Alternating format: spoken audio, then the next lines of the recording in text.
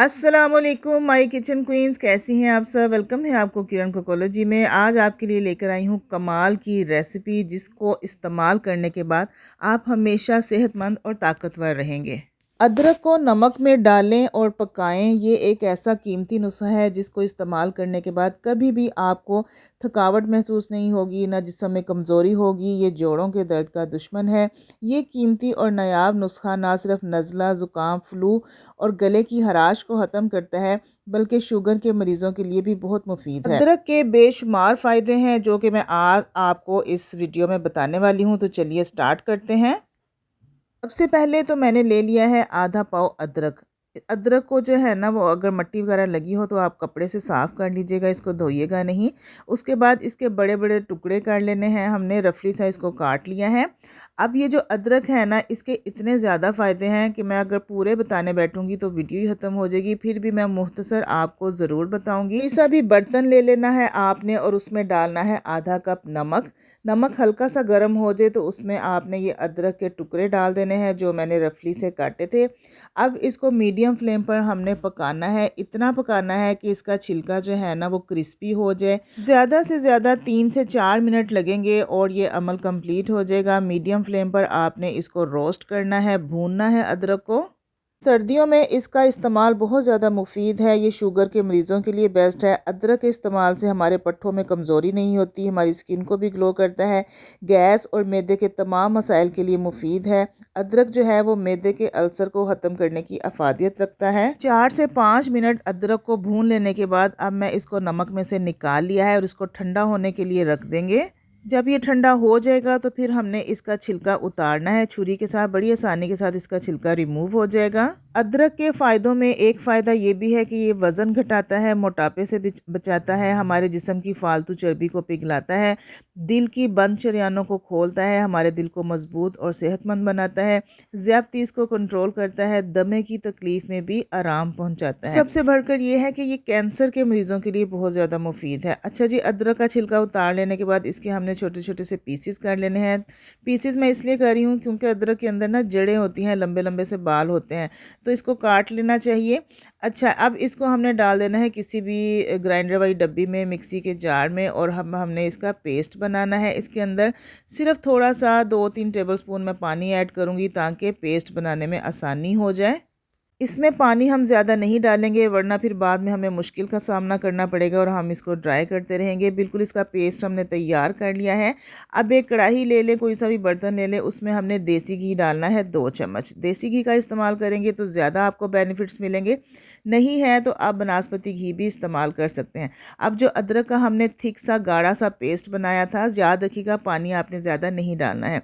गाढ़ा सा पेस्ट बनाया था उसको हमने देसी घी में डालना है और इसको लो फ्लेम पर हमने भूनना है।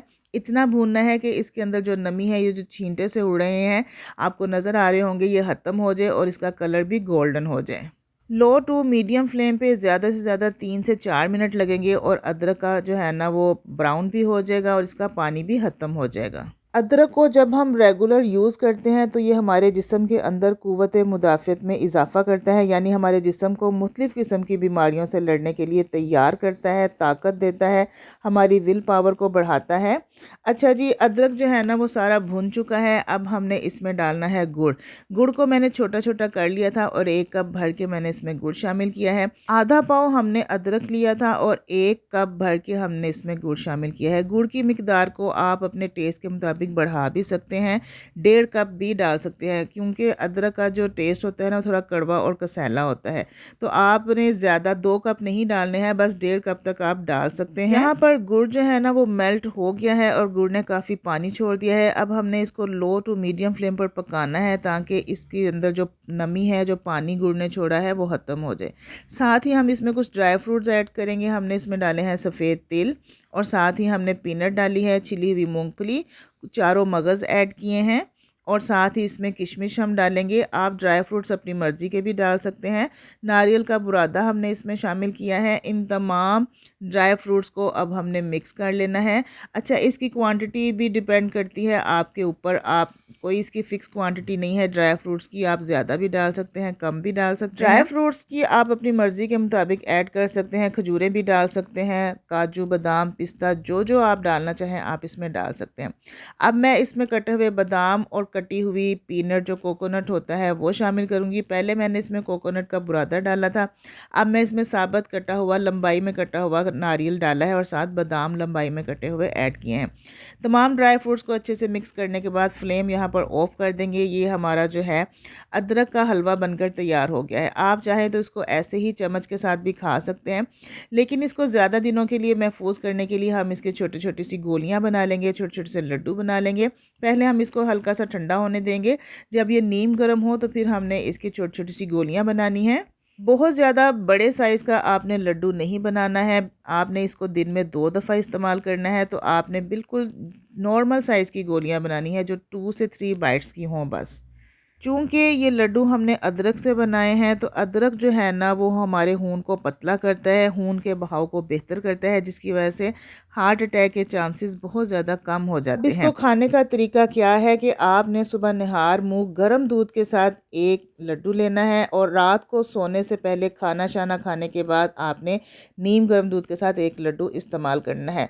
दिन में 2 बार इस्तेमाल करेंगे, आपको इसके बेशुमार फ़ायदे मिलेंगे। सारी सर्दियाँ आप इसका इस्तेमाल रखेंगे तो इंशाल्लाह ना जोड़ों में दर्द होगी, ना हड्डियों में दर्द होगी। खून को पतला करेगा, घुटनों के दर्द से निजात मिलेगी। गले की खराश, नज़ला, ज़ुकाम, फ्लू के लिए भी बहुत ज़्यादा मुफीद है। बच्चे, बड़े, लेडीज़, मर्द सब इसको खा सकते हैं। आपने इसको दवाई समझकर इस्तेमाल करना है, इसको आपने लड्डू समझकर नहीं खाना है। मज़े का मज़ा और इलाज का इलाज है। इसको खाने के बाद आप अपने आप को एनर्जेटिक और एक्टिव महसूस करेंगे।